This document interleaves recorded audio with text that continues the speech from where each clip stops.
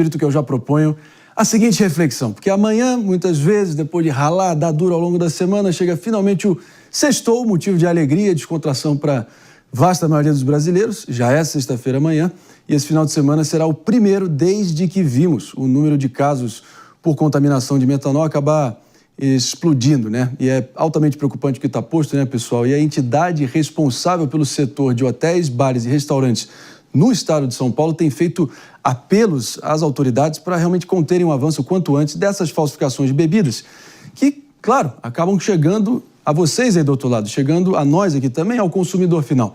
Proponho que a gente converse agora, até para enriquecer aqui a discussão e sabemos exatamente onde a gente está pisando, com o Edson Pinto, ele que é diretor executivo da Federação dos Hotéis, Restaurantes e Bares do estado de São Paulo e vai poder nos contar um pouco a expectativa dele nesse momento de tamanha tensão.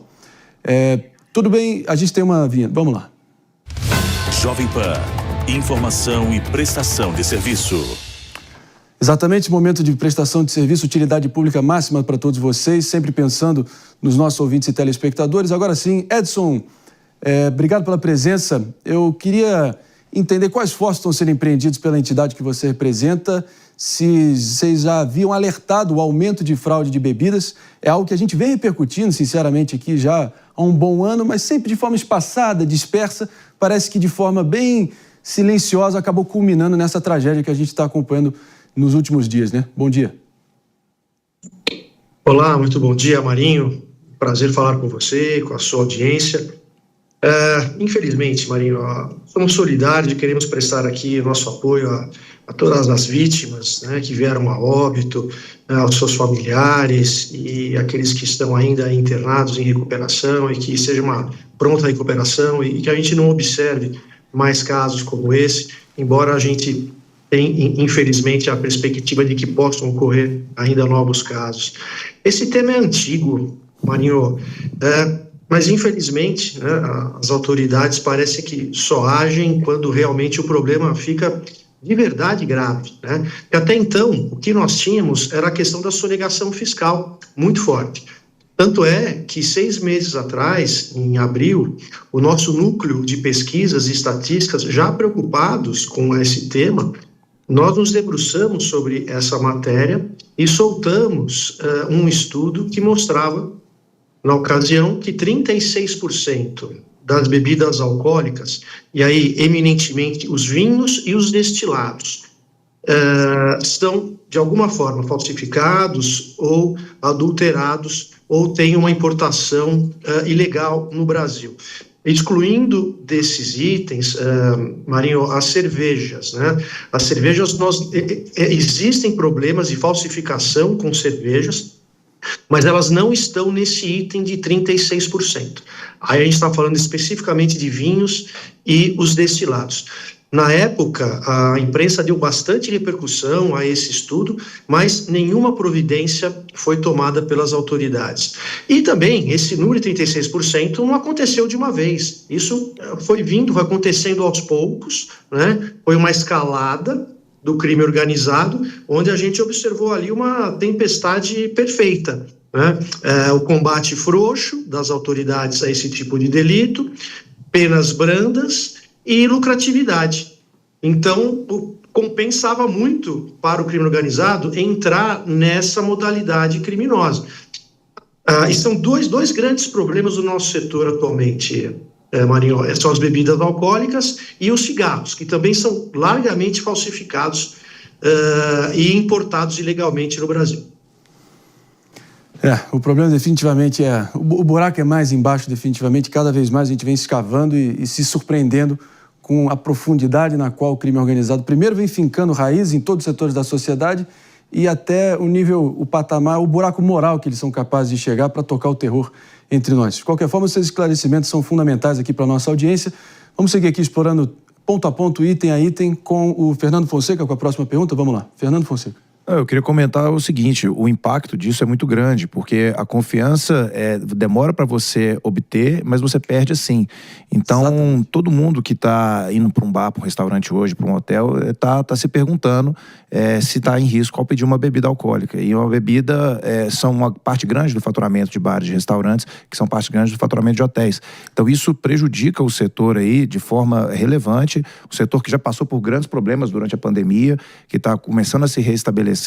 Tem mais uma nova má notícia aí para poder tratar e que vai ter uma repercussão que vai levar meses, aí, talvez até anos, para ser superada.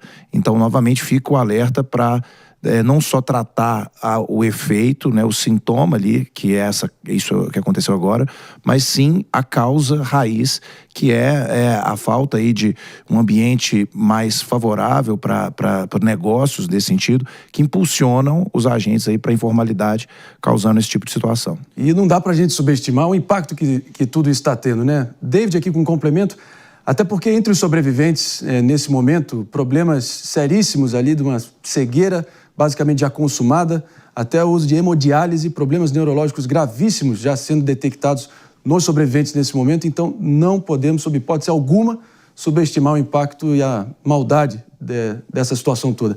David, com complemento e a pergunta para o nosso convidado. Eu gostaria de saber do Edson, né, se já existe uma estimativa de perda de faturamento ou alguma medida também que vocês vão tomar, adotar, para evitar, então, essas intoxicações. Porque existem alguns ambientes, né, principalmente quando você vai até um lugar para tomar vinho, por exemplo, você leva a sua garrafa e paga pela rolha. Então, assim, às vezes também seria uma maneira viável de, olha, se você tem a segurança de tomar a sua bebida, você leva até o estabelecimento. Se existe alguma proposta nesse sentido e até mesmo uma estimativa de falta de arrecadação, porque, claro, é um setor extremamente importante também para a nossa economia. Obrigado pela pergunta, Davi, e também respondendo ao comentário do Fernando. Sim, a gente está muito preocupado, porque a gente já observa nas redes sociais ondas de denuncismo e de falsas denúncias, né, de estabelecimentos que estariam ligados a esse tipo de crime sem estarem, na verdade, né.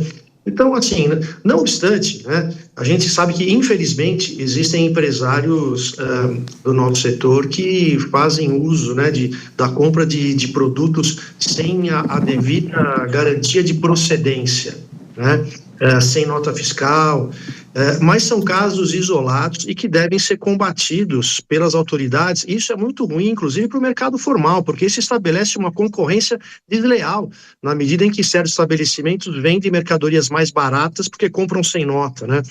Porque o que se observava, como eu disse anteriormente, era a questão da sonegação fiscal. Nós não tínhamos problema de intoxicação, porque justamente o crime organizado não utilizava produtos tão gravosos como o metanol. Eles utilizavam outros produtos inferiores para fazer essa mistura, né? Então, isso é que agora está estranhando, né? Todas as autoridades estão estranhando, até o mercado está estranhando, por que os criminosos agora estão utilizando esses produtos, né, que causam intoxicações tão graves e levam, inclusive, à morte, né?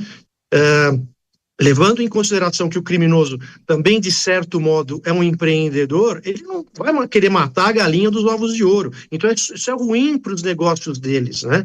Então, por isso é que há uma certa correlação, que inclusive isso teria uma ligação com a operação Carbono Oculto, realizada recentemente, né, que investigou combustíveis adulterados, e se imagina que deve ter sobrado nos estoques dos criminosos grandes quantidades de metanol. E para desovar essa mercadoria, eles acabaram vendendo isso para criminosos menores, de adegas e destilarias ilegais, que acabaram sem conhecimento técnico em química, utilizando esse produto, né?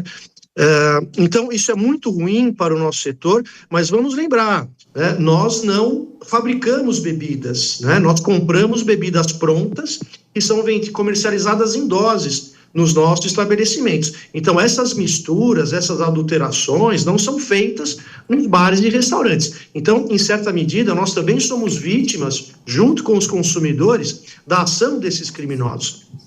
Então, o que a gente tem que ter agora é orientar a categoria de como proceder efetivamente para tomar cuidados, porque assim, Davi, o nível de sofisticação dessas falsificações é absurdo. você pega a garrafa, se você não for um especialista nessa matéria, você não identifica que ela é falsificada. A falsificação é perfeita. E aí utilizam notas fiscais frias, né? E não é de conhecimento hoje, né, comum, um local onde você possa acessar no site da Receita Federal para saber se aquela nota é quente ou é fria. Então, quando você vai ver, às vezes, sem saber, você acabou comprando uma mercadoria fria, né? E sem saber se ela é adulterada ou não. Então o assunto é grave. A Câmara Federal, né, o Marinho mostrou para nós aí, o presidente Hugo Mota está tomando uma medida. Essa medida é importante, mas isoladamente, realmente, né, ela não surte efeito, como comentou o Mano, né? Então é preciso que sejam tomadas ações coordenadas em todos os níveis, federal, estadual e municipal, né? COAF, Polícia Federal, Ministério Público, as prefeituras agirem sobre essa questão que está realmente impactando a confiança dos consumidores no nosso setor.